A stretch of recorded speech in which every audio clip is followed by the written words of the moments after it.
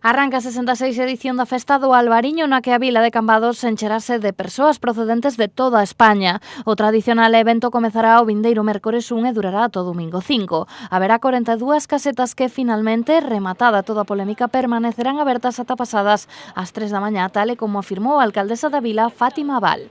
Respecto a esa polémica que se armou respecto ao horario de peche das casetas, decir que foron polémicas que foron xa desmentidas tanto polo presidente do Consello Regulador como por min mesma. Sabedes que firmamos un convenio que tamén é novidade este ano, que é a primeira vez que se firma un convenio Concello de Cambados, Consello Regulador.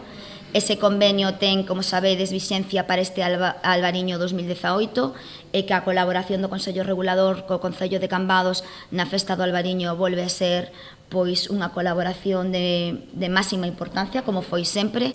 O xantar solidario terá un custe como en edicións anteriores de 45 €, sendo doados 5 ao Refuxio de Animais da vila do Albariño.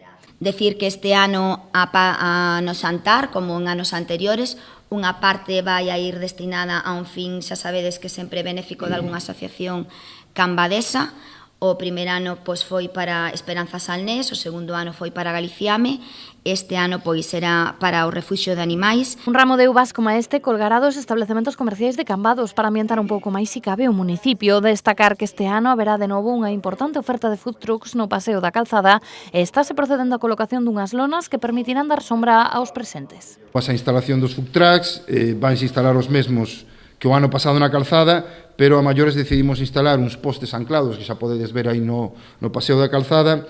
Están anclados ao firme porque van servir de soporte para instalar unhas lonas blancas en forma de vela para dar sombra e facer máis agradable tamén, e tamén favorecer tamén o que o paseo por ese entorno aí no Paseo da Calzada, e tamén vanse poñer unhas lonas tapando e publicitando a propia Festa do Albariño pola parte de atrás.